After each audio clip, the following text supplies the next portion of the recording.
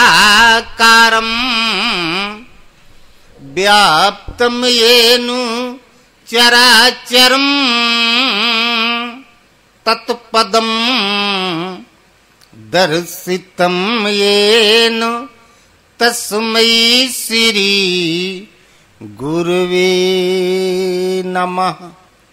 मोहं हरति बालानां उपदेशेन सर्वदा ज्ञानं ददाति नित्यं यो गुरुं पूज्यं नमामि तं। बंदहु गुरुपद कंजु कृपा सिंधु नर रूप हरि महा मोह तम पुंज जासु वचन रवि कर निकर। जरत सकल सुरवृंद विषम गरलो जही पान किए तही ना भजसी मनुमंद को कृपाल शंकर सरीस। बोलिए श्री गुरुदेव भगवान। गुरु दरिया में नहाना, गुरु दरिया में नहाना, मनो कहीं दूर मत जाना। गुरु दरिया में नहाना, मनो कहीं दूर मत जाना। गुरु दरिया का निर्मल पानी, गुरु दरिया का निर्मल पानी। धोवहु दाग पुराना, मनो कहीं दूर मत जाना। गुरु दरिया में नहाना, मनो कहीं दूर मत जाना। कोटिन तीरथ गुरु के चरणों में, कोटिन तीरथ गुरु के चरणों में। सेवहु सेज पुराना, मनो कहीं दूर मत जाना। गुरु दरिया में नहाना, मन कहीं दूर मत जाना। कहत कबीर सुनो भाई साधो, कहत कबीर सुनो भाई साधो। सद्गुरु चरण ठिकाना, मन कहीं दूर मत जाना। गुरु दरिया में नहाना, मन कहीं दूर मत जाना। बोलो गुरुदेव भगवान की। श्वास श्वास में हरि भजो, वृथा श्वास मत खोए, ना जाने किस श्वास का आवन होए न होए। सुमिरन सुरती लगाए के, मुख से कुछ मत बोल, बाहर के पट बंद कर, भीतर के पट खोल। आज रामनवमी है ना, राम जी का बर्थडे है आज। श्री रामचंद्र कृपाल भज मन, हरण भव भय दारुणम। नव कंज लोचन कंज मुख कर, कंज पद कंजारुणम। तुलसीदास जी की कविता देखो, कमल पर कमल पर कमल पर कमल पर कमल, 5 कमल। 9 कंज, लोचन कंज, मुख कंज, कर कंज, पद कंज। नव कंज लोचन कंज मुख कर, कंज पद कंजारुणम। श्री राम चंद्र कृपाल भज मन, हरण भव भय दारुणम।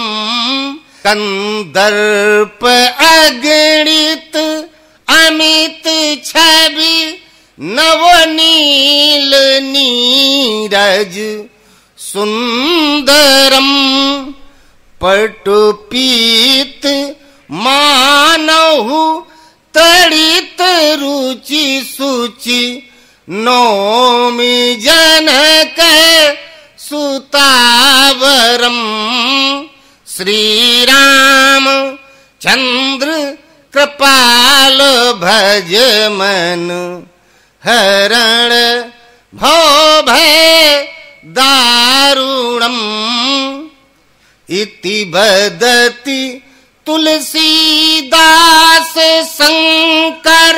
आगे बढ़ गए कहा, भज दीन बंधु दिनेश दानव, दैत्य वंश निकंदनम। रघुनंद आनंद कंद कोसल, चंद दशरथ नंदनम। श्री राम चंद्र कृपाल भज मन, हरण भव भय दारुणम। सिर मुकुट कुंडल तिलक चारु, उदार अंग विभूषणम। आजान भुज सर चापधर, संग्राम जित खर दूषणम। श्री राम चंद्र कृपाल भज मन, हरण भव भय दारुणम। इति वदति तुलसी दास शंकर, शेष मुनि मन रंजनम। मम हृदय कंज निवास कुरु का, मादि खल दल गंजनम। श्री राम चंद्र कृपाल भज मन, हरण भव भय दारुणम। बोलो गुरुदेव भगवान की जय। ये तो उस राम के विषय में कहा गया जो धनुष बाणधारी हैं, सर्वसमर्थ हैं, प्रौढ़ राम। आज है बर्थडे। ठुमुक चलत रामचंद्र, छोटा बच्चा नहीं, ठुमुक चलत रामचंद्र, बाजत पैंजनिया। ठुमुक चलत रामचंद्र, 1-1.5 साल का बच्चा, बाजत पैंजनिया। ठुमुक चलत रामचंद्र। अच्छा थोड़ा चलेगा गिर जाएगा। किलकिलात उठत ढाय, परत भूमि लट पटाए। गिरे चले गिर जाए। किलकिलात उठत धाय, परत भूमि लट पटाए। धाय मात ले उठाए, धाय मात ले उठाए। दशरथ की रनिया, ठुमुक चलत रामचंद्र, बाजत पैंजनिया। ठुमुक चलत रामचंद्र, विद्रुम से अरुण अधर, बोलत मुख बचन मधुर। विद्रुम से अरुण अधर, बोलत मुख बचन मधुर। सुंदर नासिका के बीच, सुंदर नासिका के बीच, लटके लटकनिया। ठुमुक चलत रामचंद्र, बाजत पैंजनिया। ठुमुक चलत रामचंद्र। या तो कौशल्या माई खुश रही, या तो फिर तुलसीदास। सोई जाने सपने उजई देखा। तुलसीदास अति आनंद, निरख के मुखार बिंदु। तुलसीदास अति आनंद, निरख के मुखार बिंदु। रघुपति की छवि समान, भगवान 1 से 2 नहीं हुआ। परमात्मा की तुलना सृष्टि में किसी से की ही नहीं जा सकती। रघुपति की छवि समान, रघुपति छवि बनिया। ठुमुक चलत रामचंद्र, बाजे पैंजनिया। ठुमुक चलत रामचंद्र। बोलो गुरुदेव भगवान की जय। आज राम जी का जन्म है। पिछले रविवार तो हम पूरी कथा बताए थे संक्षेप में। हमने बताए थे राम 4 अवतार हुए राम के। पार्वती जी ने जब भगवान भोलेनाथ से पूछा राम के विषय में, तो कहा राम जन्म के हेतु अनेका, परम विचित्र एक तेका। भगवान के जन्म के अनेकों कारण हैं। अनेक बार भगवान पृथ्वी पर अवतरित हुए। कुछ खास कारण, कुछ खास अवतरण की विधि हम तुम्हें बताते हैं। उधर पार्वती जी को बाद में भोलेनाथ बताते हैं कि जब जब अयोध्या में राम का जन्म होता तब हर बार मैं जन्म महोत्सव देखने जाता हूं। अर्थात अनेक बार जन्म हुए। तो हम बताए थे पिछले बार कि 4 राम हुए और 4 रावण हुए। 4 राम और 4 रावण। वैसे केवल अयोध्या में दशरथ के यहां हुए और 4 राम। वो भगवान के 2 द्वारपाल थे, जय और विजय। और बताए शंकर जी का एक बार नारद जी ने श्राप दे दिया उत्तानपाद की कथा, 3-4 कथा सुनाए। अब नारद जी के श्राप में के विषय में बताया तो एकदम धक्का जैसा लगा पार्वती जी को। कहा नारद जी ने श्राप दे दिया भगवान को। नारद विष्णु भगत पुनि ज्ञानी, आखिर नारद ने क्यों श्राप दिया? का अपराध रमापति की ना, भगवान से ऐसी कौन सी गलती हो गई जो नारद जी ने श्राप दिया? अभी भी पार्वती जी को राम के विषय में जानने की पूरी योग्यता नहीं है। भगवानों में पार्वती जी को अपराध दिखाई दिया, अर्थात गलती भगवान से भी हो जाती है। अभी पार्वती जी की सोच यहीं तक है। फिर शंकर जी ने बताया, कहा भगवान के 2 द्वारपाल थे जय विजय, और वो उनको श्राप लगा। एक बार विश्वमोहन, अरे बड़ा लंबा वृत्तांत है, वो बताने में बहुत बीत जाएगा, अब पूरा फिर भी नहीं हो पाएगा। 4 युग, कलयुग, द्वापर, त्रेता और सतयुग, 4 युग। भजन की 4 अवस्थाएं अब मूल बात बता रहे हैं। ब्राह्मण, क्षत्रिय, वैश्य और शूद्र। अवतार की 4 अवस्थाएं, और चारों अवस्थाओं पर रावण को मारने के लिए ही राम के 4 अवतार हुए। और सतयुग में शिव, त्रेता में राम, द्वापर में कृष्ण और कलयुग में गुरु महाराज आमने सामने रहते हैं और कोई दिखाई नहीं देता। और पहले गुरु महाराज हैं, वंदे बोधमयम नित्यम गुरुम शंकर रूपम।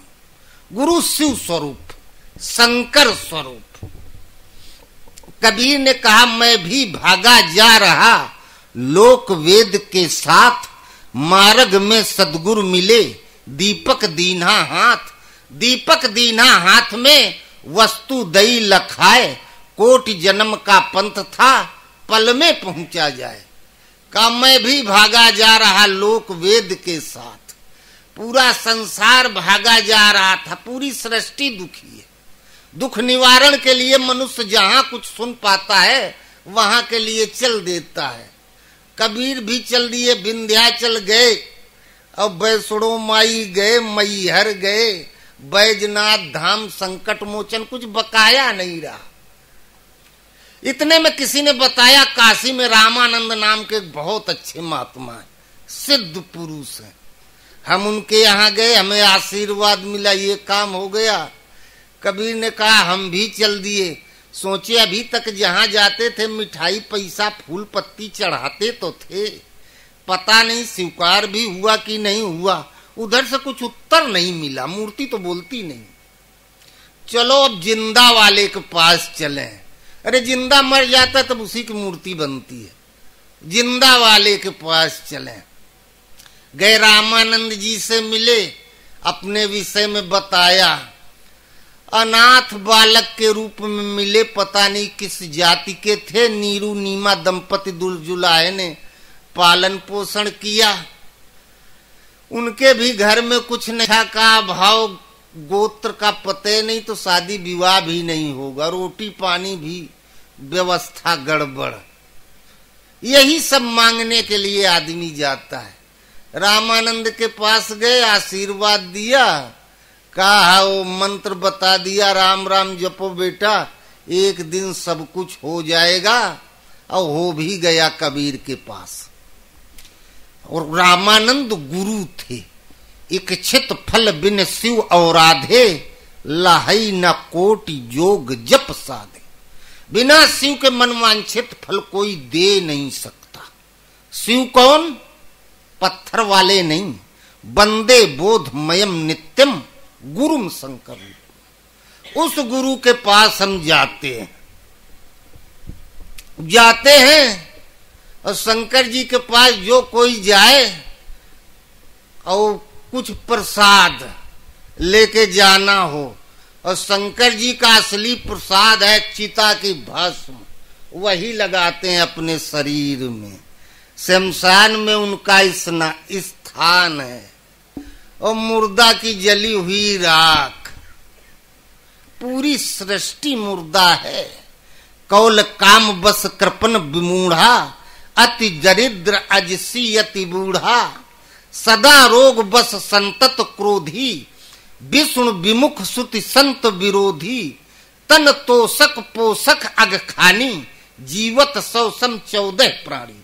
ये 14 प्रकार के प्राणी दिखाई भर दे रहे हैं, जिंदा है मरे हुए के समान। इसी में पूरी सृष्टि आ गई। और शंकर जी भस्म मंगाते थे, चिता की अपने शरीर में लगाते थे। और भस्म में कभी कभी लकड़ी कम रह जाती है तो कुछ छोटी बहुत हड्डी बच जाती है। और एक हड्डी फंस गई ऐसे, और देखे हड्डी तो फेंक दिए सामने। था जलाशय, जलंधर बन के तैयार हो गया। इतना बलवान हुआ, भोलेनाथ का छक्का छूट गया। युद्ध में परास्त नहीं कर पाए जलंधर को। फिर विष्णु, उसकी पत्नी परम सती थी। विष्णु भगवान जलंधर का रूप धारण करके गए, उसका व्रत खंडित कर दिया। इधर जलंधर मारा गया। ये पहले अवतार की पहली कथा है कलयुग में। हम लोग बता देते हैं सुबह शाम ओम ओम जपो या राम राम जपो, गुरु महाराज का ध्यान करो। नाम भी जपते हो पार नहीं लगता। 1 घंटा बैठे रहोगे, जाप करोगे, 10 मिनट भी अपने पक्ष में नहीं जाएगा। न तो नाम जप पार लगे, न हृदय में रुपए पकड़ में आवे। तो फिर और उपाय क्या है? बोले चलो गुरु महाराज का दर्शन करिया में पहुंचे, और गुरु महाराज की जय बोलो, गुरुदेव भगवान की जय। यही 2 द्वारपाल थे, जय और विजय। इसके अलावा इनको कुछ आते नहीं। बोलो गुरुदेव भगवान की जय, गुरु जी की विजय हो, गुरु जी की जय हो। इसके अलावा न नाम है जब इनसे पार लगे, न रूपे ध्यान कर पावे। क्यों? क्योंकि ये मुर्दे के समान हैं, 100 के समान है। और मुर्दा तो बोल नहीं पाता। जब आत्मा जागृत हो जाएगी, जीवित हो जाएंगे, तो भजन स्वतः प्रारंभ हो जाएगा। ये मुर्दे के समान है। अब इनसे भजन नहीं पार लग रहा है तो केवल जयकारा लगा रहे हैं। आखिर द्वार धनी के पड़ रहे, धक्का धनी का खाए। कबहुक धनी उबारी है, जो दो जो दर छोड़ न जाए। गुरु जी देखे कि यह मुर्दा है, और जौन पूरी सृष्टि में जो कुछ मांग रहा है वो भी सब नश्वर मुर्दे है। वो भस्म अपने शरीर में रगड़ लिया। सुभग संभुतन विमल विभूति, मंजुल मंगल मोद प्रसूति। एक हड्डी आई फेंक दिया, जलंधर बन के तैयार हो गया। जल के अंदर प्रकट हुआ तो नाम हो गया जलंधर। पूरी सृष्टि में वासना रूपी जल भरा हुआ है। हम भगवान की शरण में जाए, गुरु महाराज के पास जाए, मांगेंगे वही। खूब जानते हैं कि ये सब नासवान है, कुछ साथ जाने वाला नहीं। मांगेंगे वही। शंकर जी ने दे दिया, वही हड्डी फेंक दिए और वो पा गया। जलंधर इतना बलवान हुआ, वो शंकरो जी उसे नहीं मार पाए। फिर विष्णु भगवान उसकी पत्नी के सतीत्व को नष्ट कर दिए, तब फिर शंकर जी उसे मार पाए। और भजन की 4 अवस्थाएं बताई, बैखरी, मध्यमा, पश्यंती और परा। आशीर्वाद दे दिए, सब कुछ पा जाता है। जब सब हो जाता है, अब वो भजन करने बैठे। रावण को जितने भगवान सिर काटे उतने बढ़ते चले जाएं। काटत बढ़ई शीस समुदायी, जिम प्रतिलाभ लोभ अधिकाई। वो सिर इसलिए बढ़ते चले जा रहे थे क्योंकि वो शंकरे जी वरदान में दिए थे। और जब वरदान में पाया था तो वरदान में जो भगवान से पा जाता है उसका संस्कार हृदय में प्रबल पड़ जाता है। वो कहा करता है कि ये काम आशीर्वाद दे देते हुई जाए, घर छोड़ दे, आप आशीर्वाद दे दे, बिटिया बिया हो जाए, लड़कवा का हो जाए, नौकरी लग जाए, हम तुरंत झोला लेके आ जाएंगे। आशीर्वाद में मांग रहा है, हो गया, वो जल्दी छुटबे न करी।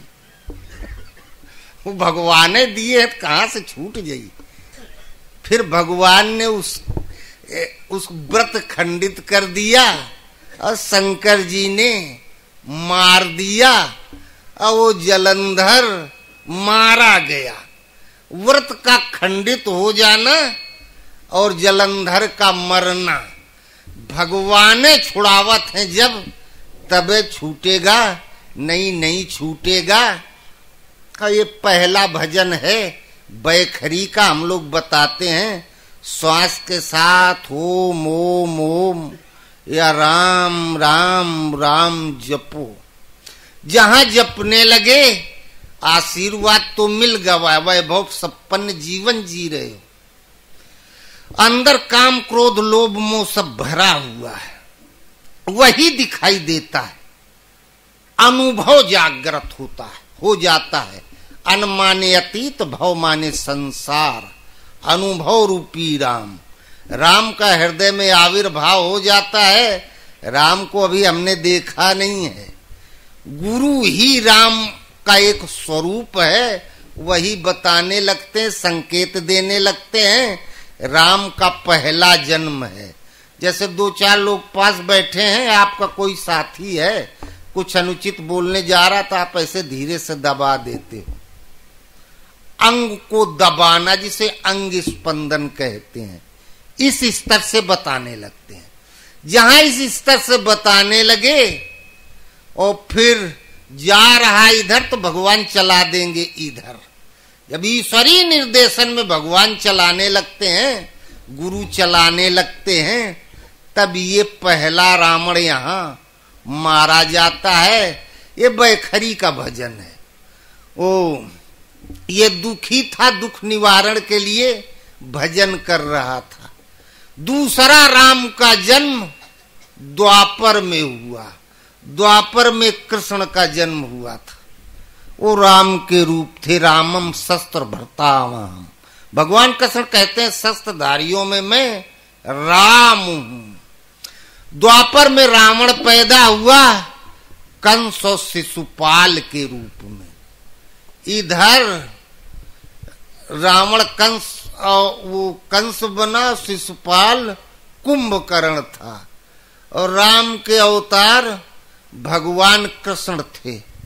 ये वैश्य श्रेणी, भजन की विधि जागृत हो जाए।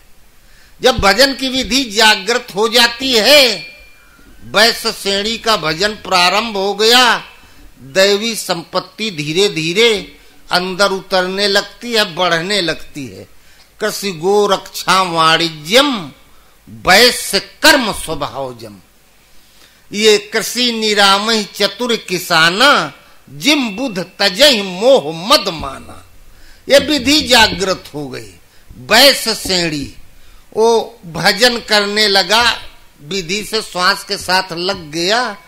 अब दैवी संपत्ति अंदर बढ़ने लगी, लेकिन कंस कर्मों का अंश, जन्म जन्मांतरों के संस्कार, वो कंस भगवान का पक्का विरोधी था, मारा गया भगवान के हाथों।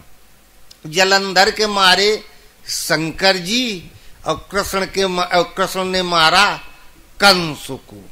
अर्थात जो भजन की जागृति और ये जलंधर जो बन के तैयार हुआ था, ये गुरु महाराज ही जो शिव स्वरूप होते हैं, सदगुरु होते हैं, गुरु होते हैं, वही मारते हैं। और वाल्मीकि अंगुलीमाल 10 सम्राट थे, इधर जा रहे थे, टकरा गए इन ऋषियों से, घुमा दिया इधर।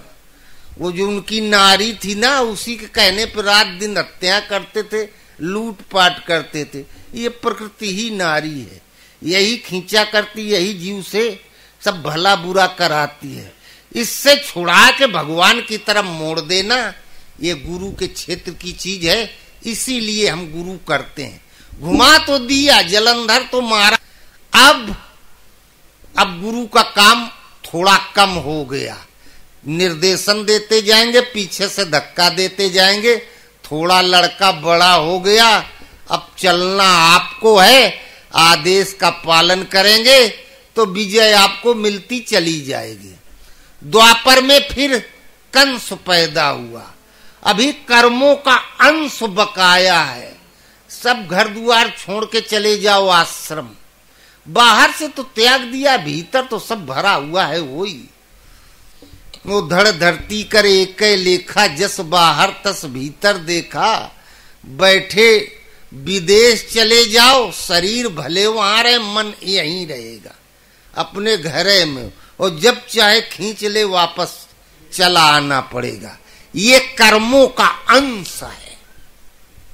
और जब तक अंश कहते हैं बीज को, बीज जब तक जीव बकाया है तब तक बीज के अंदर पूरा पेड़ पौधा फल फूल अव्यक्त रूप में छिपा हुआ है। वो किसी भी समय प्रकट होके और पूरा पेड़ का रूप ले लेगा। इसमें भगवान कृष्ण ने कंस को मारा, अर्थात जब भजन की विधि जागृत हो जाती है, जहां विधि जागृत हुई तब कर्मों का अंश अर्थात जन्म जन्मांतर के जो संस्कार थे उनका बीज मिट जाता है। जहां वो बीज मिटा, वैश्य श्रेणी पूरी हुई, अब आगे बढ़ते हैं। इन दो अवस्थाओं को कुछ महापुरुषों ने बताया, किसी किसी ने नहीं बताया, क्योंकि इन दो अवस्थाओं का कोई बहुत महत्व नहीं होता है साधक के लिए। ये दोनों का भजन भी जिह्वा और कंठ से किया जाता है। इससे जो मांगेंगे वो संसार की वस्तु वही, इसके आगे कुछ नहीं। इसलिए इन दो भजनों को अवस्थाओं का महापुरुषों ने चित्रण नहीं किया। तीसरी अवस्था है त्रेता। इसी त्रेता में राम का जन्म हुआ, त्रेता युग में। और इसी त्रेता युग अर्थात क्षत्रिय श्रेणी, इस श्रेणी पे रावण भी अपने पूरे वैभव के साथ आ जाता है। अनुभवी महापुरुष की शरण में जब पहुंच जाते हैं तो गुरु जानते हैं कि साधक का स्तर क्या है। जितने संस्कार हैं आपके, लड़ना आपे को पड़ेगा, काटना भी आपे को पड़ेगा लड़के उनसे। गुरु उसको सेट कर देते हैं। साधक की जो अवस्था होती है उसी आधार का संस्कार सामने आता है। जितना ऊंचाई पे बढ़ता जाता है, माया भी उतने उग्र रूप से आती, उतने भयंकर संस्कार। भगवान कृष्ण के देखे पैदा होते उपद्रव। परमहंस महाराज की जीवनी उठा के देखो, पूरी जीवनी षड्यंत्रों से भरी हुई है। यही श्रेणी क्षत्रिय श्रेणी, इस श्रेणी में रावण जन्मा। और जब रावण जन्मा और साधारण भोगावती जस अहिकुल वासा, अमरावती जस शक्र निवासा, ताते परम रम्य अति बंका, जग विख्यात नाम जय लंका। इतने बड़े साम्राज्य का मालिक, वैभव, शक्ति में दसमुख सभा बैठ एक बारा, देख अमित आपन परिवारा, सुत समूह जन परिजन नाती, गनई को पार निशाचर जाति, अपार सेना परिवार, अपार संपत्ति, बाहुबल शक्ति वो भी अपार। रन मदमत चला 10, जब देखा इतनी फौज है, सब वैभव है, बाहुबल है, हम सब तरह से समर्थ है तो पूरी सृष्टि में कब्जा कर लें। चला दशानन डोले अवनी, गर्जत गर्भ श्रवई सुर रमनी, रामन आवत सुनेव सकोहा, देवन तकेव मेर गुरु खोहा, दिक्पालन के लोक सुहाए, सुने सकल दशानन पाए, रन मदमत्त दसौ दिस धावा, प्रतिभट खोजत कतौ न पावा। और ब्रह्म सृष्टि जहां लग तनुधारी, दस मुख बस बरती नर नारी। पूरी सृष्टि को अपने अधीन रावण ने कर लिया। इधर राम का जब अवतार हुआ तो वो भी किसी साधारण परिवार में नहीं पैदा हुए। अवध राज सुर राज सियाई, दशरथ धन सुन धनद लजाई। कुबेर फेल वैभव में, इधर रावण के उधर राम के, दोनों का वैभव। उधर बाहुबल में भगवान राम, सीम की भ्रकिट विलास सृष्टि ले हुई। अगर ताक दे तो सृष्टि समाप्त हो जाए, अस्त्र उठाने की जरूरत नहीं। और अपने लिए तो अपना, दूसरे पर कृपा दृष्टि से ताक दे। सीम की चाप सके को तासु, बड़ रखवार रमा पति जासु। ये अवतार की महत्वपूर्ण अवस्था है। यहीं से ये जो दो अवतार बताए, ये गीता में इनका वर्णन आया।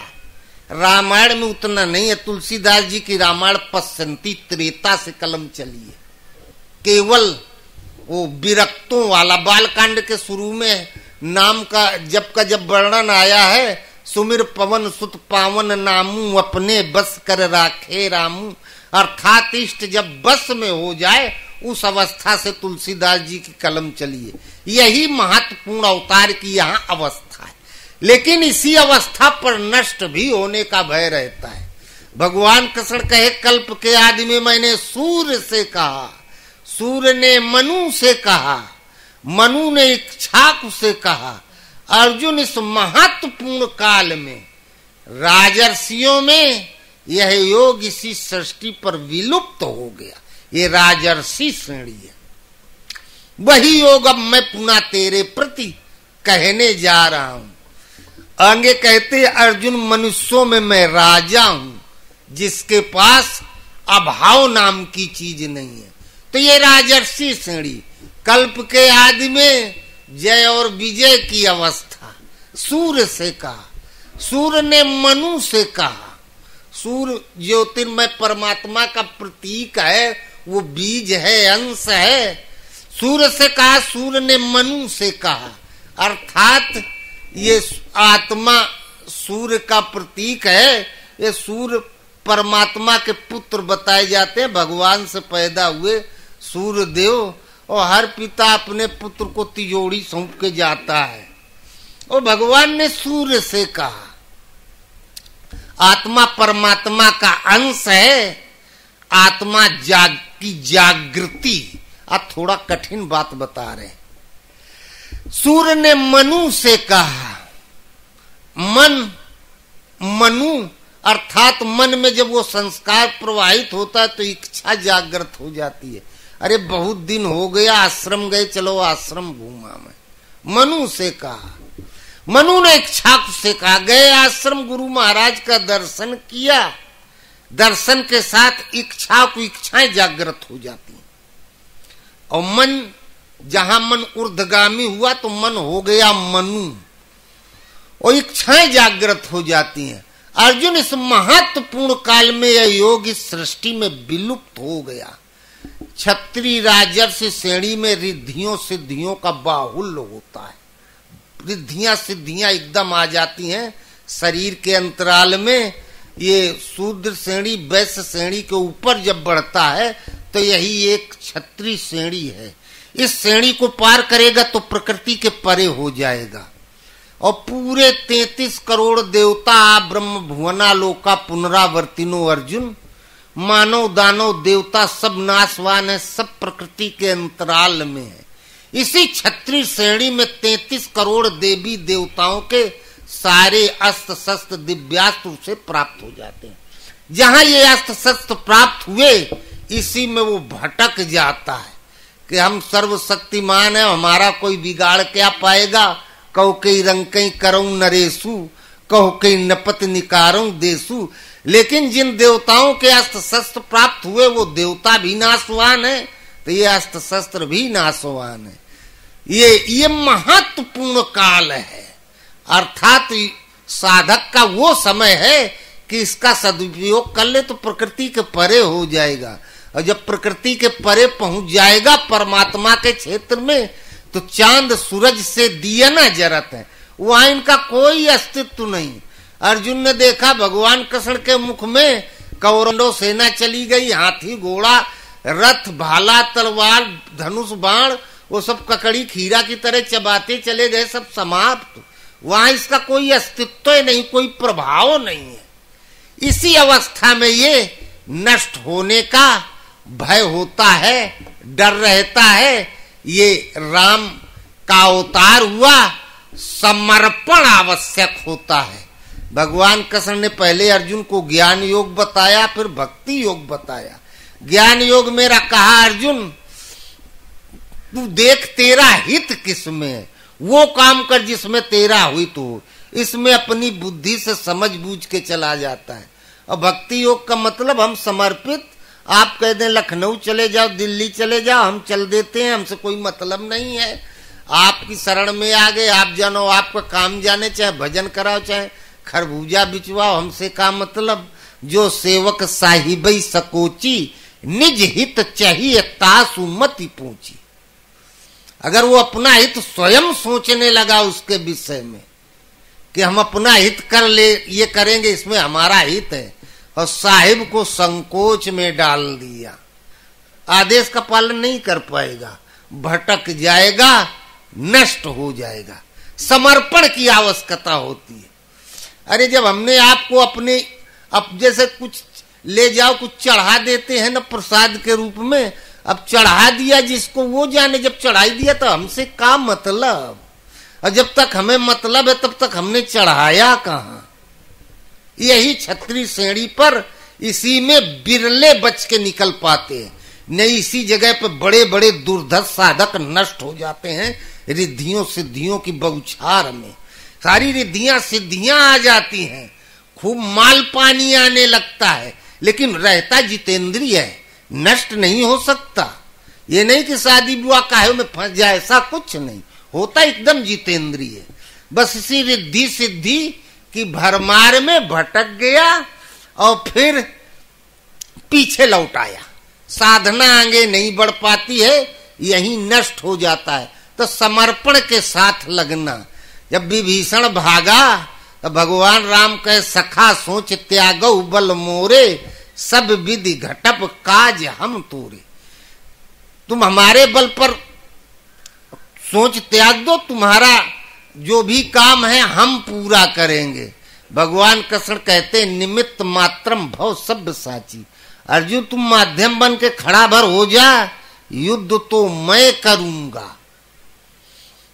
और बर्बरीक को दिखाई दिया कि आगे आगे अर्जुन के बाण के आगे एक अदृश्य शक्ति पहले जाती थी और वो संहार कर देती थी। और ये जो बाण चलाए अर्जुन, भीम गदा चलाए, ये तो मात्र एक दिखावा रहा, ड्यूटी पूरी कर रहे थे। योद्धा यमराज नहीं होता है, मारता यमराज है। वो काल मारता है, योद्धा तो केवल अपनी ड्यूटी पूरी करता है। तो ये त्रय तापों की ज्वाला इस अवस्था पे आती है, इसी में बड़े बड़े साधक नष्ट हो जाते हैं। ये रावण का अवतार है, इसी में राम का अवतार होता है। यही परमात्मा के सबसे बड़े पावर की जरूरत होती है। इसके बाद तो सुरक्षित हो गया, बच गया। न तो पहले कुछ खतरा था, पहले खतरे थे हल्के, आगे पूरी तरह सुरक्षित हो जाएगा। इसी अवस्था पर पूरा भयंकर खतरा होता है। भगवान कृष्ण कहते हैं रामम शस्त्र भ्रताम हम। अर्जुन शस्त्रधारियों में मैं राम हूं। परमात्मा के जितने अवतार आज तक हुए उनमें सर्वशक्तिमान अस्त्र शस्त्रों को लेकर के भगवान राम इस सृष्टि में आए। इतने अस्त्र शस्त्र लेकर के कोई नहीं आया। इसी अवस्था में परमात्मा सारे अस्त्र शस्त्रों की जरूरत होती है। वो उसके पास 33 करोड़ देवी देवताओं के दिव्यास्त्र साधक के पास है अस्त्र शस्त्र। उधर से भगवान चलाएंगे, इधर से ये चलाएगा, बराबर लड़ेंगे दोनों। अंत में साधक के सारे अस्त्र नष्ट हो जाते हैं। पशुपत अस्त्र, ब्रह्मास्त्र, ये विष्णु का चक्र, त्रिशूल, ये सब प्रकृति के अंतराल में आते हैं। परमात्मा तो इसके ऊपर है, वो अस्त्र अलग है। सारे अस्त्र शस्त्र काट दिए, रावण मारा गया। वो 4 राम जो हम बताए थे, उसमें एक राम सब घट में लेटा, एक राम दशरथ का बेटा, एक राम का जगत प्रसारा, एक राम सब जग से न्यारा। ये 4 राम हम बताए थे।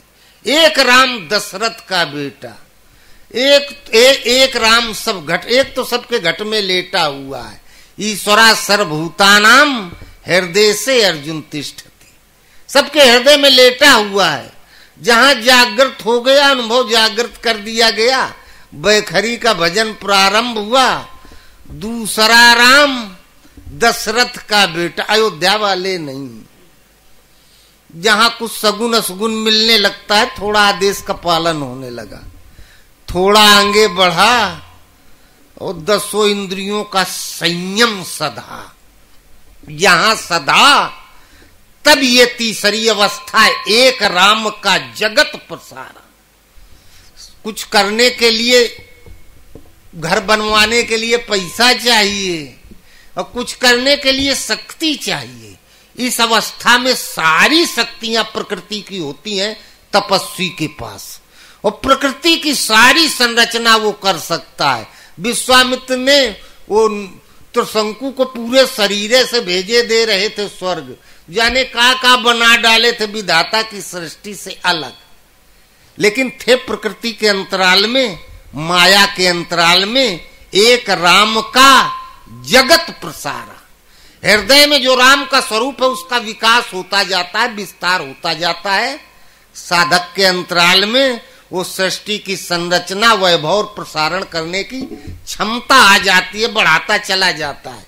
लेकिन मकड़ी जो जाला बनाती है ना, उसी में फिर वो दूसरे जीवों को फंसाती है, एक दिन वो भी उसी में फंस के मरती है, बाहर नहीं निकल पाती है। तो ये है उसके लिए जाले, एक राम सब जग से न्यारा।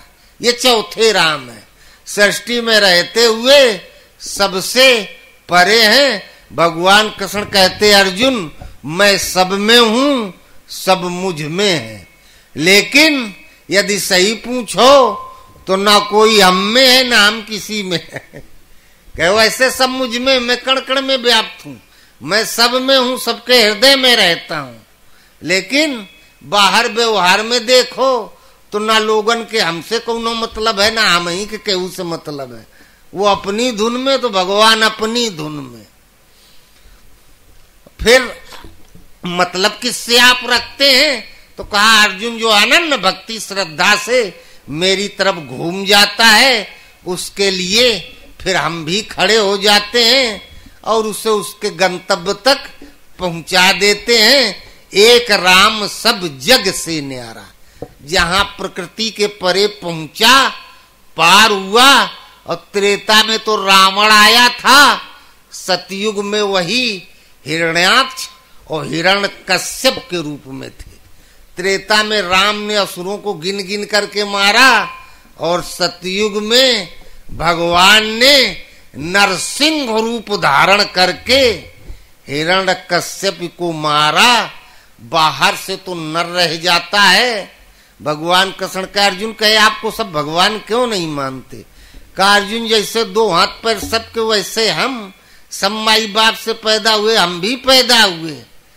इसलिए मूढ़ बुद्धि अविवेकी जन मुझे भी अपनी ही भांति साधारण मनुष्य मानते हैं। उनका दोष भी नहीं है, दृष्टिपात करते हैं तो शरीर ही दिखाई देता है। मेरे सामर्थ्य को देखने का कि उनके पास दृष्टि नहीं है। वो नरसिंह अवतार, बाहर से तो नर 2 हाथ पैर वाला, भीतर से सिंह है, शेर जैसा है, वीर है। शेर जंगल का राजा होता है, अब प्रकृति का कोई खतरा नहीं, उसकी दहाड़ सुन के जंगल में कोहराम मच जाता है आधी रात के। वही भगवान कृष्ण कहते हैं पशुओं में मैं मृगराज हूं। सृष्टि में जितने जीव हैं उन सबका राजा स्वामी मैं हूं। ये राम की 4 अवस्थाएं हैं। बोलो गुरुदेव भगवान।